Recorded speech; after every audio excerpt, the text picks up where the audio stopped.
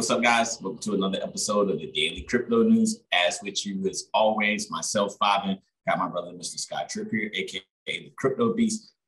As you know, one of the admins over here at BigONE, as well as the Asia Blockcast.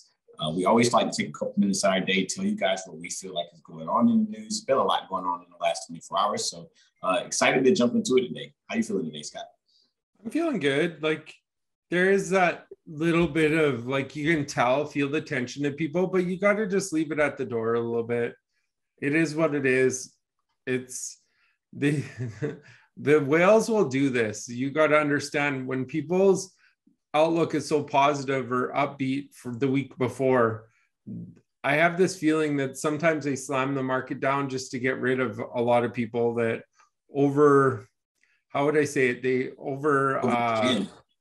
Yeah. So it's one of those things where I had a feeling it was going to kind of come, but I still expect it to pick back up shortly. And then we'll probably see the real run, but let's wait and see, I guess. Oh yeah, I mean, we're definitely still in a bull run, in my opinion. I definitely don't think this is the start of something that's going to be doomsday, so to say, or Armageddon, as Andy would say.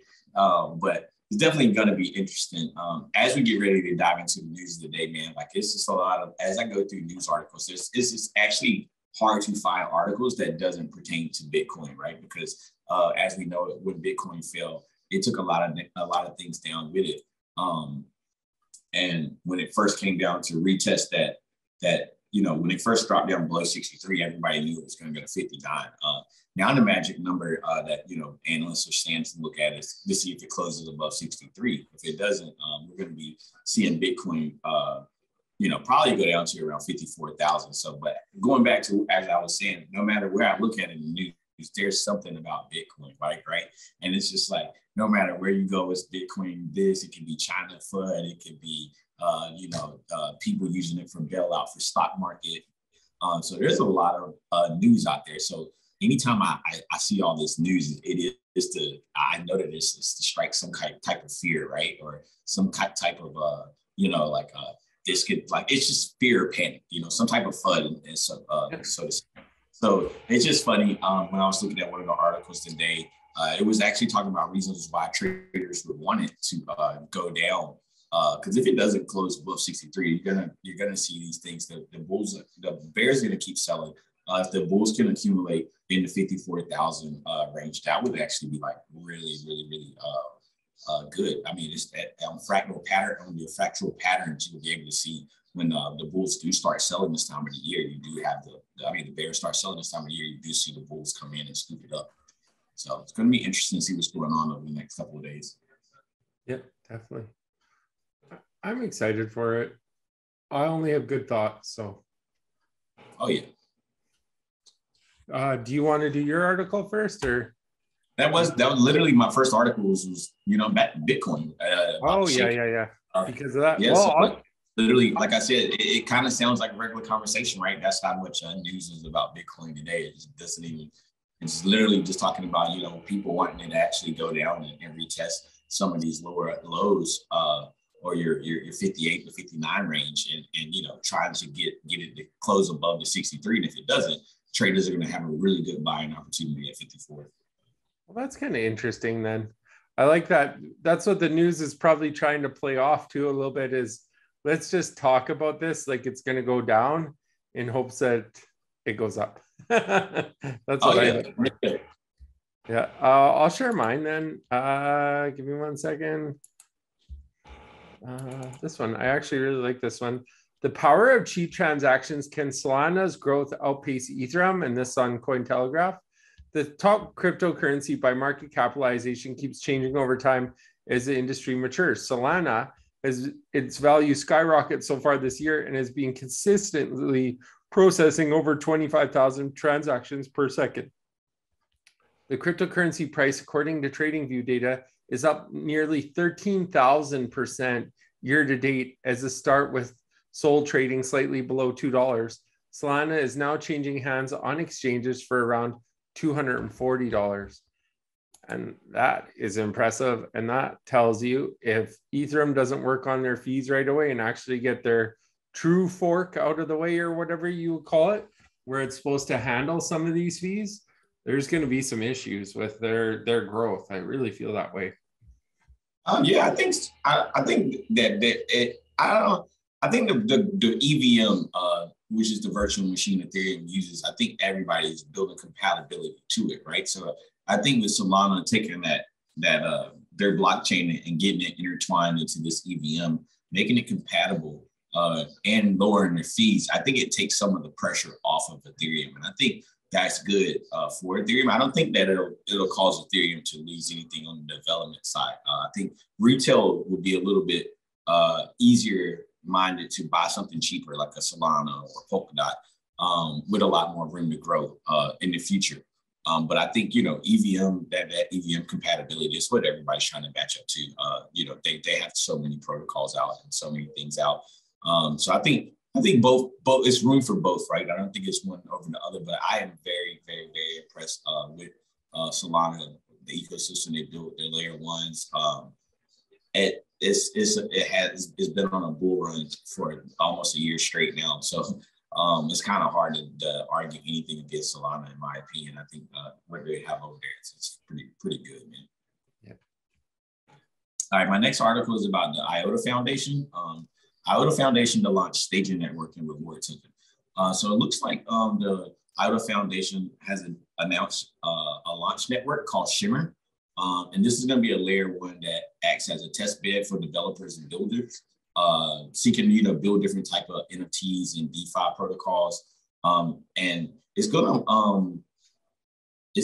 to actually allow Iota holders to start staking, have a staking system in place. So that's going to be really good for them to actually have people start building on their network, using it, showing the utility behind their network, and using this Shimmer, the Shimmer protocol as the test net.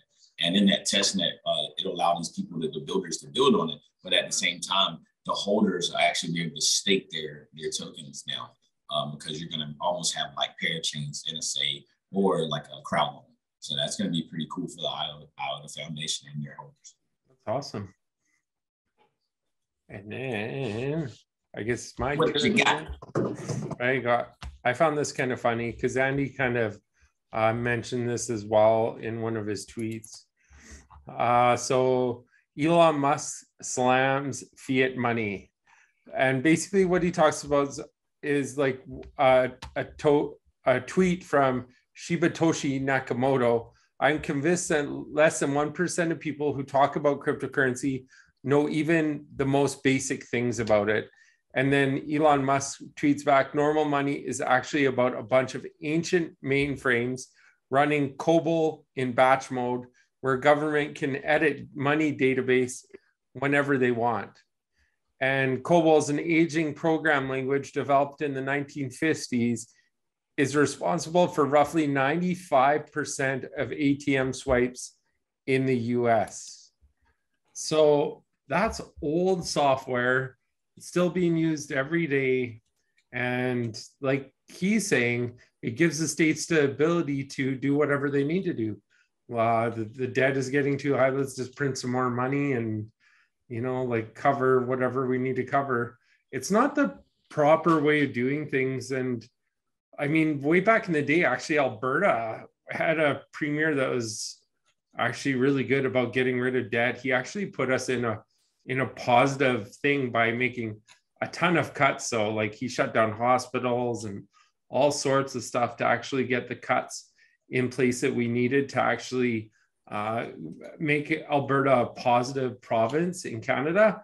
And he actually gave us free money. We each received, I forget how much it was, but it ended up being just over $100 each person in Alberta received a check from him. Everybody used to call it the Ralph bucks. But I mean, in the end, it's just one of those things, like if a government isn't run properly, it's going to continue to run into debt. And no matter what, you can't just keep on printing more money to cover that debt, because it becomes a bigger issue over more time. You know what I mean? Like it's never going to go away. So the only way to fix it is for this government to really grab onto cryptocurrency, I feel, and ride the bull market up with us. That's the way I feel. I would say good luck on getting them to stop printing money. Yeah, no doubt. True. That's like their go-to button. Like they just hit it all the time. I mean, it's been a problem. I mean, it kind of goes back to like simple board game of Monopoly, right? If you remember the rules of Monopoly, if you're playing Monopoly and the bank runs out of money, the rule game is that the banker can always just write whatever dollar amount on any type of paper that he wants and hand it out and it continues. So to see the reality of the world having that same type of policy as that board game that we learned when we was between 3 and 6 years old, it's actually really funny, right? Like I went back and looked at that board game to see if that was true, and that's what it says, right? Like so, it is definitely a problem, man. I think the cryptocurrency world, the people that are involved, they don't really think about what cryptocurrency is, and it's a term of trading and bartering. It goes back to like the beginning of that article says. Probably 90% of the people here don't even know the simplest thing about cryptocurrency, which is I'm going to buy it for a lower price, and you're willing to buy it for a higher price, hoping that the next man comes along and buy it for a higher price, right? And then this is skill levels involved in that, where people can buy on the dip, sell on the tips, and this is what gives cryptocurrencies different value. If you think that just holding the currency forever is going to give it value, you're wrong. It's the traders that's making this stuff happen day to day that gives each of these projects value outside of the utility. And that goes true for any business module you want to practice in any country. Especially with stocks as well. I mean, that's why we have stock markets. So it's definitely an interesting argument, man. I think people should do a little bit more research into crypto and find out, like this is something that is a trade and barter game, and you can be an investor as well. You can hold it for as long as you want, but understand that there's going to be a lot of ups and downs in between the holds. If you're a holder, I wouldn't even suggest looking at charts. Just go and check your wallet periodically and see how it's doing. One thing I think about is the way that Elon Musk is talking, and even Annie kind of mentioned it, is the system that we're using for the fiat currency to create transactions and stuff can be evolved with cryptocurrency. So when you're combining fiat with blockchain, I think it's the best solution of both worlds, because like you said, you're never going to get rid of fiat fully. But in the end, if you implement a system where blockchain helps the transactions and helps different parts of it, it could be a bit of an evolution to it. So. Oh yeah, and I think we just got to push our developers. I mean, developers have to really start bridging together, bro. Because when the government does accept the cryptocurrency and say that they want to take on cryptocurrency and banks, the amount of transactions that's going to happen on the cryptocurrency blockchains, I don't think any blockchain, in my opinion, respectfully, I don't think any blockchain can handle it. Everybody wants this mass adoption, but we haven't seen a fragment. No blockchain has been tested with a fragment of that type of transaction volume. So it's going to be very interesting to see. I hope that the developers really start working together, bridging together. And they said the last bull run, this is what I read or watched an interesting video about this, where they said that the last bull run, when it was on, the cryptocurrency exchanges couldn't handle the volumes of buy and sells, and we're actually shutting down. Robinhood got herself in a nut sling because of everything that happened with Dogecoin, and some people not being able to cash out, some people not being able to buy on the market. So I think as we have to push our developers and exchanges to work together for this purpose, right? Because this volume could be monumental, could be life-changing. Like you said, it's definitely going to be something that goes down in history once mass adoption starts catching on. Excited. So for my last one today, we got Ripple. We're going to talk a little bit about Ripple. They've been in the news a lot, especially with the XRP case. But now Ripple outlines possible regulatory framework for the crypto industry in the U.S. So basically what Ripple proposed on Tuesday is that they're going to come out with their own pragmatic framework. And this pretty much will create like sandboxes, if you will, of interactions between peer-to-peer and the interaction between your investors and like the venture capitalist side of it, right? So it's going to pretty much separate it and make this information a little bit easier to hand over to the SEC, so they can, oppose their will, or not really oppose their will, but kind of like it gives them clarity in a sense, but they still feel like, like the Ripple co-founder, Chris Larson, he still doesn't feel like the U.S. is prepared to regulate the new industries of crypto. They just don't have good enough, like a well enough grasp on it. So for them to take the venture capitalist side and separate that from like the retail investment side and the public, and handing that information over, I think that's going to be good as far as trying to give the regulators a little bit more insight what's going on the inside. Because right now, I'm in agreement. I just don't feel like they got enough grasp of crypto to try to regulate crypto. I mean, all of us are still learning, and they're just getting involved as well. I don't think they can stop the evolution of cryptocurrency.